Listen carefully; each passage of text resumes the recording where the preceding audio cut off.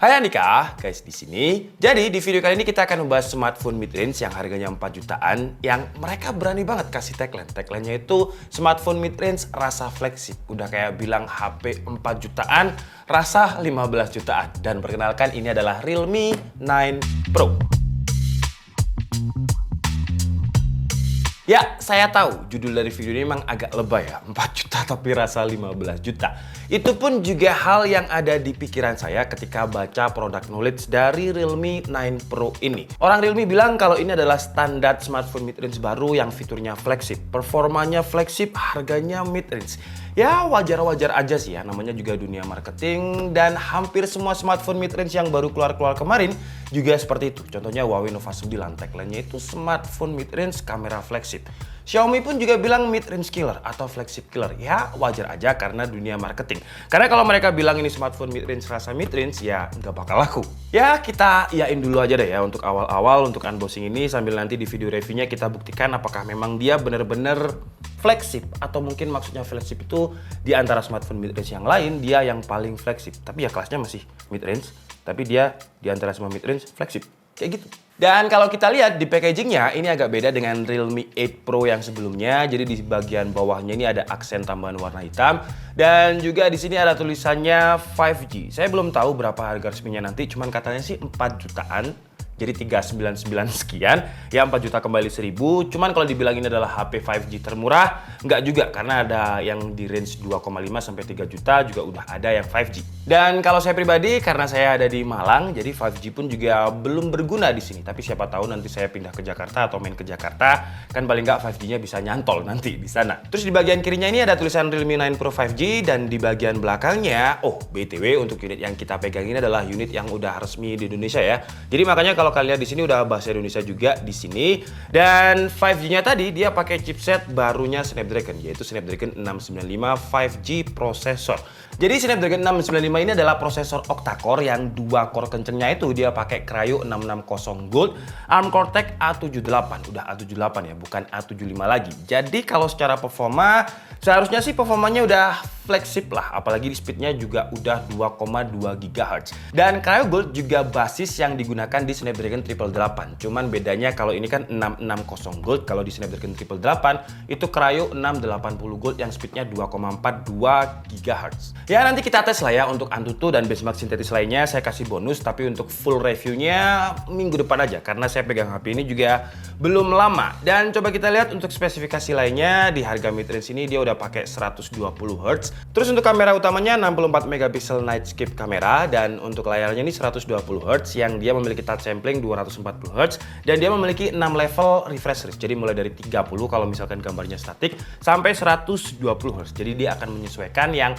baterainya bisa jadi lebih awet kalau disesuaikan. Ngomongin baterai, untuk baterainya standarnya HP mid-range dengan 5000 mAh. Oke lah. Jadi sekarang langsung aja kita unboxing dan coba kita lihat di dalam paket pembeliannya ini ada apa aja.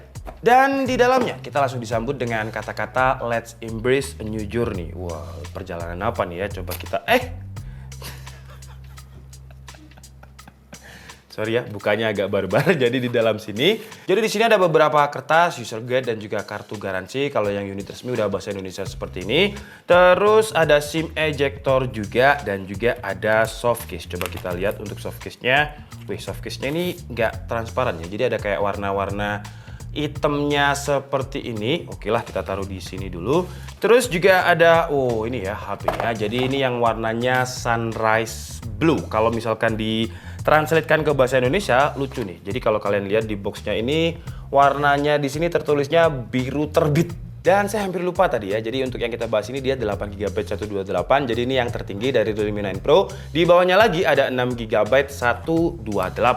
Sekarang lanjut, kita juga dapat kabel. Kabelnya ini Type A to Type C seperti ini. Terus kita juga dapat adapter yang maksimum outputnya ada di 33 watt dan HP-nya pun juga support fast charging 33 watt. Dan dia ada dua varian, sebenarnya ada Realme 9 Pro Plus. Nah, Plus itu bukan maksudnya layarnya lebih besar, enggak. Cuman nantilah di next video kita bahas untuk yang Realme 9 Pro Plus. Wow, jadi ini adalah desainnya warna sunrise blue dari Realme 9 Pro. Yang, sebentar ya, ini kita kletek dulu aja biar lebih terlihat desainnya. Nah, seperti ini. Dan warnanya ini kalau Realme bilang ini adalah warna yang live shift design. Jadi kalau misalkan dia terkena cahaya, apalagi cahaya matahari, warnanya akan berubah gitu. Wih, kayak Tomo berarti ya, berubah-ubah. Cuman karena sekarang jam 10 malam dan tadi itu mendung, jadi nggak ada matahari, nantilah di video reviewnya akan kita bahas untuk light shift desainnya ini. Cuman ini aja kalau misalkan terkena lighting ya, nah kalau kalian lihat warnanya itu agak berubah. Jadi warna yang awalnya ya biru-biru Tosca, biru apa ini bilangnya ya? Agak susah kalau mendeskripsikan warnanya ini kalau dilihat ya. Jadi dia ada birunya, ada hijaunya, dan kalau kalian lihat ini ada kayak semacam pernis atau manik-manik, atau ya kalau misalkan kalian malam-malam lihat bintang itu kan kecil-kecil kayak gini ya. Jadi mungkin konsepnya seperti itu ya, kayak ada auroranya.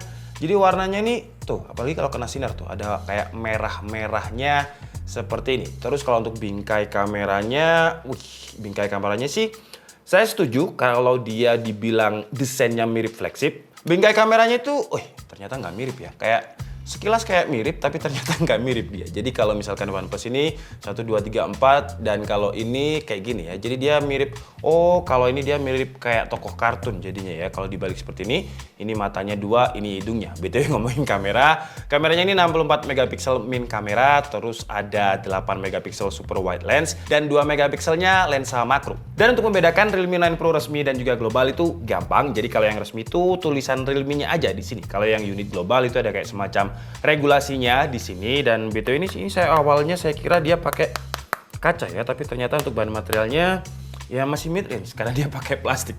Terus untuk dimensinya juga lumayan tipis. Dia ada di 7,9 mm dan bobotnya 182 gram.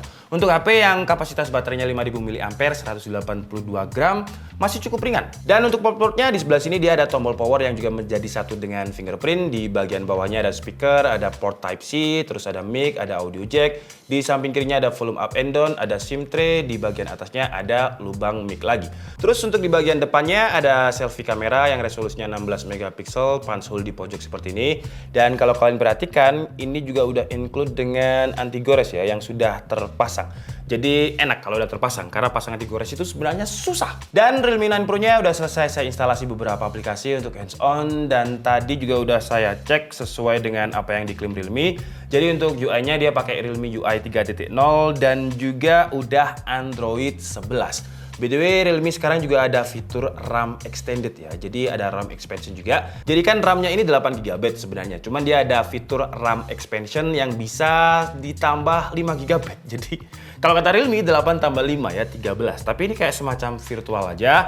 Karena udah saya tes juga di Antutu. Jadi pertama saya tes Antutu itu RAM-nya ada di 3GB, terus saya tes di 5GB. Jadi 8 tambah 3 11 dan juga 13GB. 11 dan 13GB. Cuman hasilnya di Antutu tetap sama. Jadi ini adalah skor Antutu ketika RAM-nya tadi di-expand ke 3GB dan ini yang 5GB. Ya nambah sih ya. Nambahnya cuman 3 digit belakangnya aja yang menurut saya sih nggak terlalu signifikan sebenarnya. Cuman memori RAM itu kan yang paling penting dia bisa buka banyak aplikasi ya. Nah kalau itu nanti aja kita tes di reviewnya. Terus untuk refresh rate-nya walaupun dia ada 6 level refresh rate dari 30 sampai 120, cuman kalau misalkan kalian mau lock di 120 Hz ya nggak masalah sih ya, biar dia kalau 120 langsung kerasa bedanya. Jadi kerasa lebih smooth. Sekarang kita cobain kameranya ya, karena katanya kan kameranya juga performanya flagship. Kita cobain mungkin untuk selfie-nya dulu lah. Dan untuk hasil kameranya kira-kira seperti ini ya. Untuk selfie kameranya yang 16 megapiksel. Saya penasaran kalau misalkan kita zoom bagian tulisan ini apakah masih bisa terbaca. Tulisannya kebalik lagi ya. Jadi kita balik dulu. Realme 9 Pro ini kebaca. Terus kalau ini sih masih bisa kebaca walaupun agak sedikit blur. Cuman kalau yang putih ini kita zoom nggak bisa sih ya, karena memang ketika selfie tadi dia autofokusnya langsung ke muka.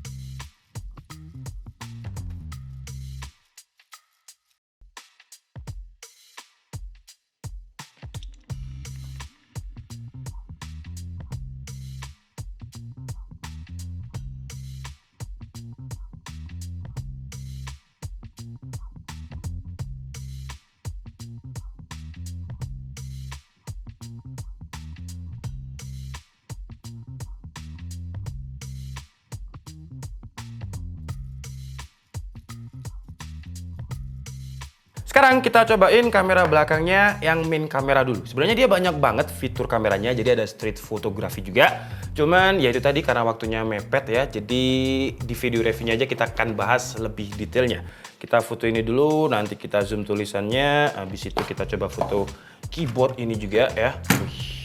By ini kalau misalkan dia pakai lensa yang utama, ini lensa super wide-nya. Ini sih super wide banget ya.